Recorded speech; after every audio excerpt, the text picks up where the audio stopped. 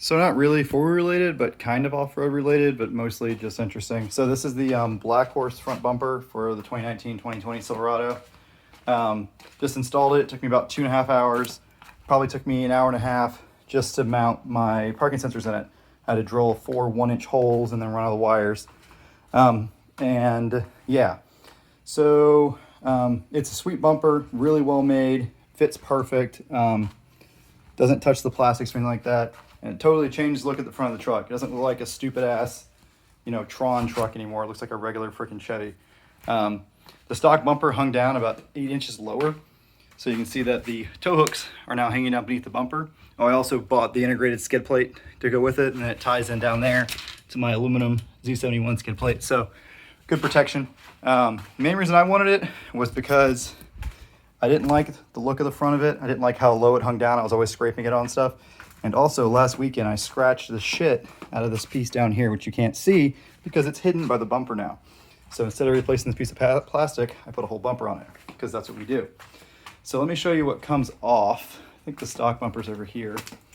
Yeah, so it's huge. So you see where the tow hooks are? The new bumper stops above the tow hook, so you can see how much more approach angle you're getting. I did lose my fog lights. I have the option to put some rock lights in this thing, but I hate LEDs because, I'm white.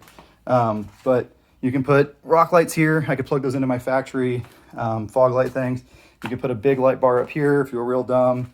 I have a hoop that comes with it. I chose not to install it because it's pointless. And a bunch of other brackets and stuff you can put on here for more light bars. You could put like 1, 2, 3, 4, 5, 6, 7 light bars on this thing if you wanted to. Definitely not going to do that.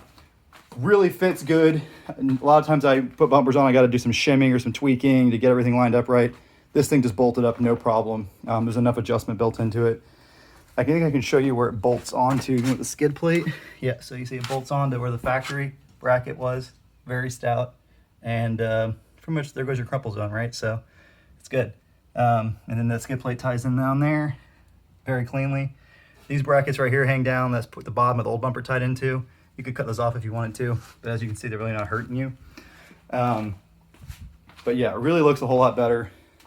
This truck looked real stupid from the factory. I got rid of my 2019 to get it, 2015 to get 2019, not because I like the look, that's for damn sure. I wanted the 10-speed transmission, I wanted the bigger bed, I wanted AC seats, didn't have that before, a couple features like that.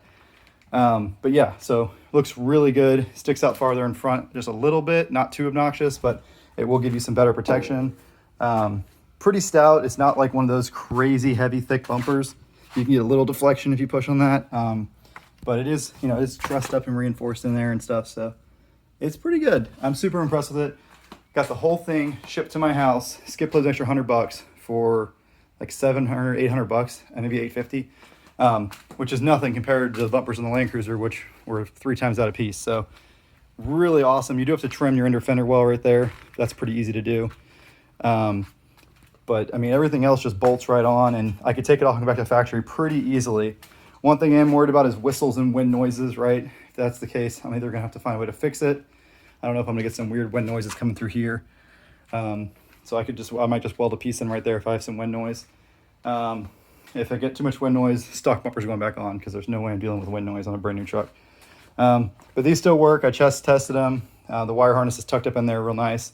There is a version of this bumper that comes with cutouts, but I couldn't find one in stock, and this thing shipped in like 2 days, so I got it.